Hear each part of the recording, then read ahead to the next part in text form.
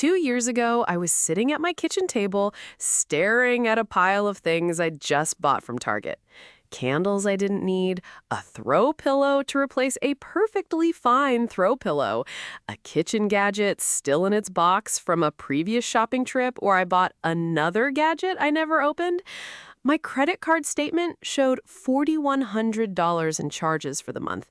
My savings account had just $812. I was making $63,000 a year and had been earning over $50,000 for 6 years. I had almost nothing to show for it. That same week, I read an article about a Japanese woman named Fumiko Chiba who wrote a book about a century-old budgeting system called Kakeibo. What caught my attention wasn't the system itself, but a detail buried in the article. Chiba mentioned that many Japanese households have been using some version of these financial habits for generations. Grandmothers passing them to mothers, mothers to daughters. Families building wealth quietly across decades using principles so simple they felt almost insulting compared to the complicated financial advice I'd been consuming on YouTube and Instagram. But here's what really hit me. Japan's cultural relationship with money is almost the mirror opposite of America's. In the U.S., we celebrate spending. New car, new house, new wardrobe? Congratulations! Wealth is performed, visible, and posted online. In Japan, wealth is often hidden. It's considered tasteless to display it. Financial restraint isn't a sacrifice, it's a virtue. There's even a word for it, Tsutsumashii, which roughly means modestly reserved and carries deep social respect. The quieter you live, the more you are admired. In America, the quieter you live, the more people assume you're struggling. I started applying these Japanese money principles to my own life, one at a time. Over the next year, I didn't change my income, start a side hustle, or cancel every subscription. I just changed the philosophy underneath my spending. In 12 months, I went from $812 in savings to over $19,000. Same job, same salary, same apartment, different operating system. This video is about that operating system. 10 Japanese money habits that build quiet, lasting wealth, and that most Americans have never heard of. Every one of these is applicable to your financial life right now, regardless of what you earn. Some will feel immediately practical. Others will challenge how you think about money on a level far deeper than budgets and spreadsheets. Let's get into it. First, Kakeibo, the handwritten household ledger. This is the foundation, and it's over 120 years old. Kakeibo was invented in 1904 by Hani Motoko, Japan's first female journalist, at a time when Japanese women had almost no financial autonomy. She designed it as a tool for housewives to control family spending with just a notebook and a pen. The idea is brutally simple. At the beginning of each month, you write down 4 things by hand: how much money is coming in, how much you need for fixed expenses, how much you want to save, and how much you have left to spend. Then, every single day, you write down what you spent and sort each purchase into one of 4 categories: needs, wants, culture, including education and experiences, or unexpected expenses. At the end of the month, you review everything and ask yourself, how much did I save? What went well? What can I improve next month? That's the entire system. It sounds almost too simple to work, and that's precisely why it does. The physical act of writing forces your brain to process each purchase consciously. When you tap a card and a number flashes on a screen, your brain barely registers it. But when you sit down at night and write DoorDash, $42, once, your hand is telling your brain something your app never could. It forces you to acknowledge that you chose to spend $42 on food delivery and that it was a want, not a need. Practitioners claim Kakeibo can reduce unnecessary spending by up to 35%. I didn't hit that in my first month, but I did hit 22%, which on my income was about $1,150 saved in a single month from a $3 notebook. This is crucial because, according to YouGov data, 47% of Americans entered 2026 with no budget at all. Among those who do budget, most use apps that automate the process, so they never develop the conscious spending awareness that Kakeibo builds. The app does the work while the brain stays asleep. Kakeibo forces your brain to wake up. There's another reason Kakeibo has survived for over a century. It uses just 4 spending categories: needs, wants, culture, and unexpected. This simplicity isn't a limitation, it's the design. The moment you sort a purchase into one of those buckets, you're making a judgment call no algorithm can make for you. Is this restaurant meal a need or a want? Is this online course culture or want disguised as self-improvement? Did you go to Target for paper towels and walk out with $73 of other things? These questions create what behavioral psychologists call cognitive friction. Friction slows you down. Slowness creates awareness, and awareness changes behavior. American financial culture is obsessed with reducing friction, tap to pay, one-click purchasing, auto pay. But frictionless spending is why the average American underestimates their subscription costs by $133 a month, and their impulse spending by nearly $300. Kakeibo deliberately reintroduces friction. The friction is the feature. My friend Danielle tried Kakeibo after years of abandoning budgeting apps. She said the apps made her a passive observer of her spending. The data was there, but she never processed it. Writing it down by hand forced her to process every purchase twice. By week 3, she started pausing before buying anything, mentally categorizing it. Do I want to write this down tonight? Became her filter. If the answer was no, she didn't buy it. Her discretionary spending dropped by $400 in the first month. Next is Mottainai, the deep shame of waste. This concept has no direct English translation, which is partly why most Americans have never encountered it. Mottainai is a feeling, the regret and discomfort that arises when something useful is wasted, discarded, or undervalued. In Japanese culture, wasting a resource, whether it's food, money, or time, is considered almost morally wrong. The response isn't, "that's their choice," but Mottainai, which carries the weight of, "what a waste," or "that's a shame." Contrast this with America, where waste is structurally embedded in the consumer economy. The USDA estimates American households waste roughly 30% of the food they buy, about $2,100 per household per year, thrown in the garbage. According to the EPA, Americans discard about 82 pounds of textiles per person annually. We replace smartphones every 2 to 3 years, even when they're engineered to last longer. When I started practicing Mottainai, I tracked my food waste for 1 week. The amount was shocking. Half a bag of spinach, leftover rice, expired yogurt. I was throwing away roughly $40 of food per week, over $2,000 a year. I started meal planning around what I already had, freezing leftovers immediately and buying smaller quantities more often. Within 3 months, my grocery spending dropped by almost 30%, not because I was eating less, but because I was wasting less. Mottainai extends far beyond food. It changes how you relate to everything you own. You repair instead of replace. You use things completely. You find a second purpose for items before discarding them. In Japan, the tradition of kintsugi repairs broken pottery with gold lacquered adhesive. The repair becomes part of the object's beauty and history. Apply that philosophy to your financial life.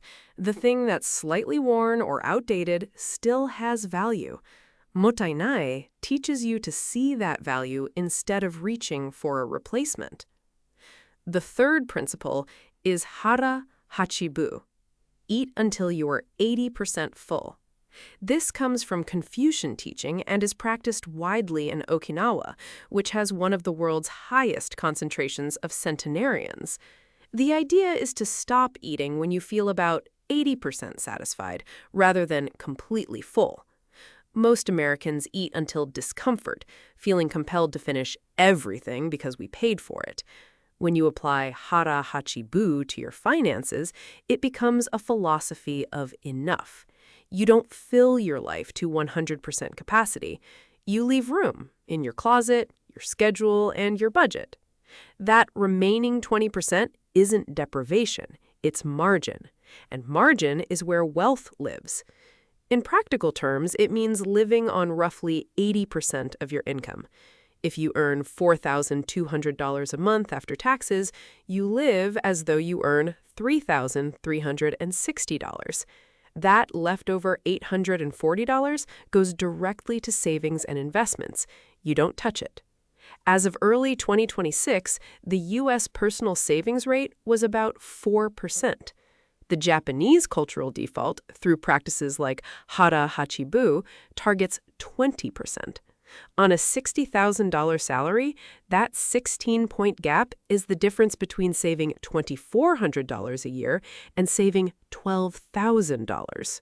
Over 30 years at 8% returns, it's the difference between having roughly $293,000 and having $1.47 million. But there's a deeper layer to this practice. In Okinawa, it's taught as a form of respect. Respect for your food so you don't waste it, respect for your body so you don't burden it, and respect for the future because you leave resources for tomorrow. That word, respect, is what's missing from American financial culture. We consistently sacrifice tomorrow's wealth for today's comfort. The average American carries about $6,500 in credit card debt at over 22% APR. That debt is borrowed comfort, the financial equivalent of eating until you're 120% full and wondering why you feel sick. Hara Hachi Bu applied to money is a form of self-respect. It's telling your future self, I left something for you. Fourth is Kaizen, continuous small improvement. Most Americans know this word from the manufacturing world, but in Japanese daily life, Kaizen applies to everything, including finances. The principle is that you don't overhaul your life in one dramatic move. You improve by 1% repeatedly over a long period. Applied to money, Kaizen means reducing your dining out budget by 10%, not 50%. Next month, you increase your retirement contribution by 1%. The month after, you cancel one subscription. Each change is so small it feels insignificant, requiring almost no willpower. But 12 months of Kaizen produces a completely different financial life, and you barely feel the transition. Kaizen works because of neuroscience. Your brain's amygdala, the fear center, perceives large changes as threats. That's why radical New Year's budgets are often abandoned by March. The change was too large, the amygdala resisted, and willpower lost. Kaizen flies under the radar. 1% improvements don't trigger resistance. They just accumulate until one day you realize your savings rate went from 4% to 18% without you even noticing when it happened. Fifth, Ikigai, your reason for being, applied to money. Ikigai roughly translates to reason for living. In the West, it's often framed as a career tool, the intersection of what you love, what you're good at, what the world needs, and what you can be paid for. But in Japan, Ikigai is about having a purpose that gives meaning to your daily life, whether that's gardening, teaching, or maintaining your health. When you apply Ikigai to money, it transforms your financial life by answering the question that budgets and apps never ask. What is the money for?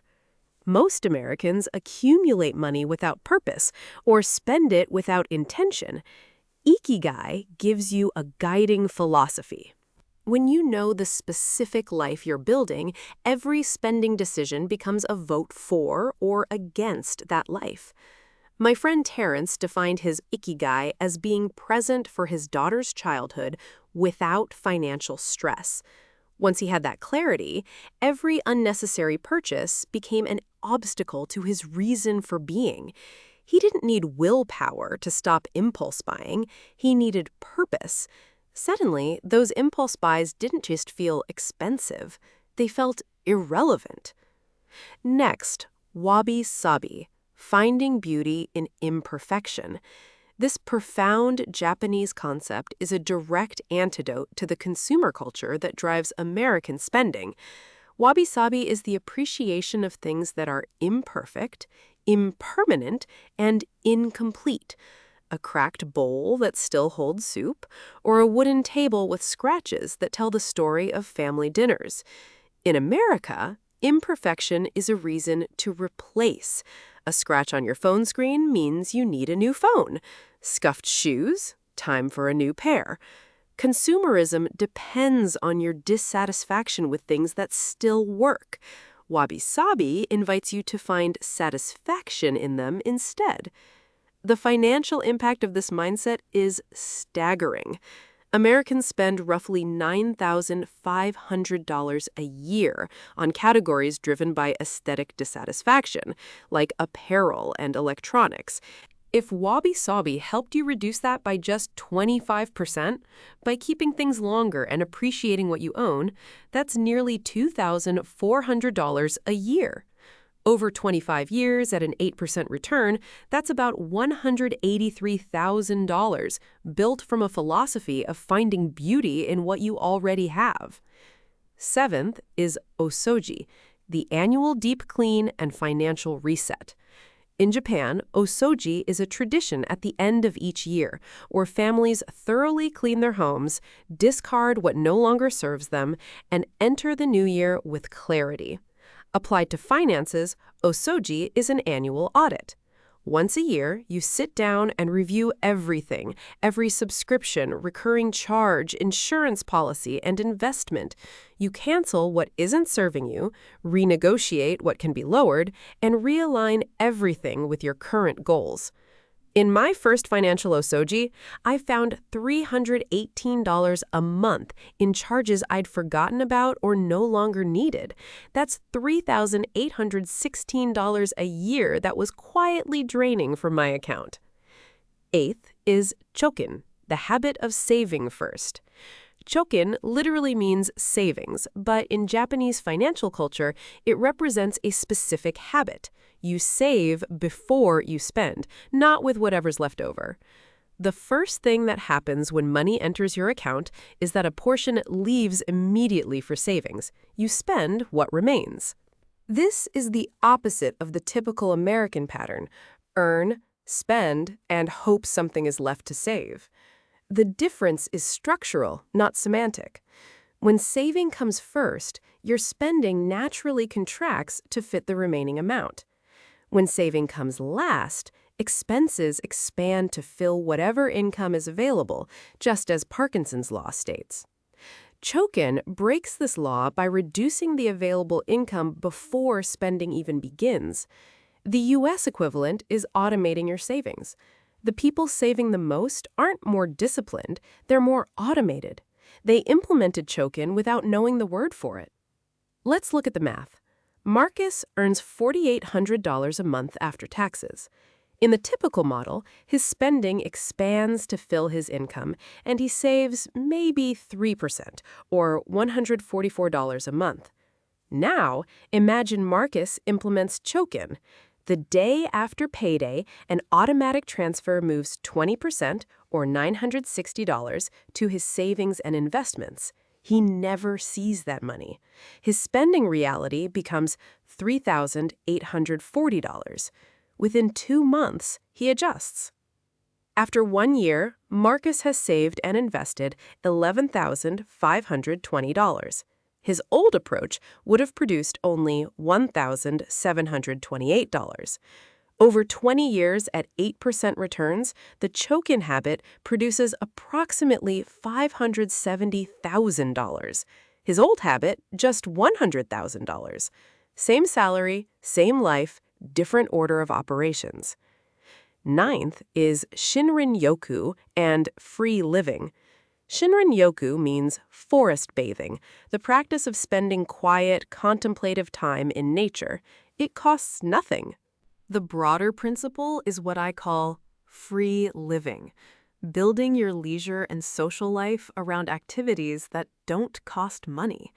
In the U.S., leisure is almost synonymous with spending.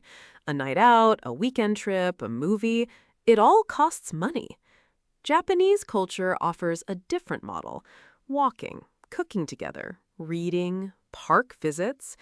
The richest moments of daily life happen without a transaction.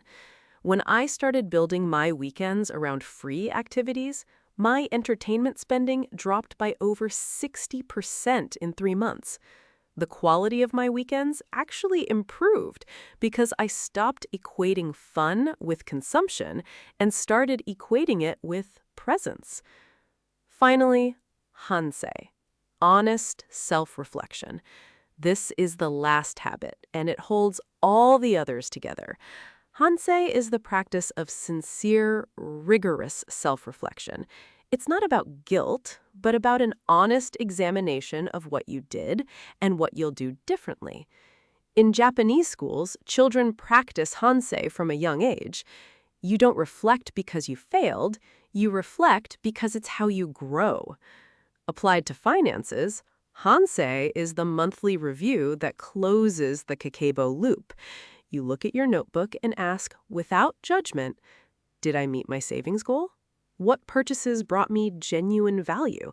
What would I do differently next month? This 10-minute monthly practice is the most important habit on this list because it's the mechanism by which all the other habits improve. And that word, compound, is where I want to leave you. Every one of these habits operates on the same principle as compound interest: small, consistent inputs repeated over time, producing results that are wildly disproportionate to the effort. A $3 notebook and 10 minutes a day doesn't sound like a wealth-building strategy, but these tiny behaviors, stacked on top of each other, year after year, produce something no income level can create on its own: a relationship with money that is grounded, intentional, and sustainable. These habits are all grown in the soil of financial literacy, an understanding of how money works. Without it, Kakeibo is just a notebook, and Chokin is just a concept you heard in a video. But with it, these habits become a quiet, boring, and profoundly effective system that builds wealth the way a Japanese garden grows: slowly, intentionally, with nothing wasted and nothing performed for an audience.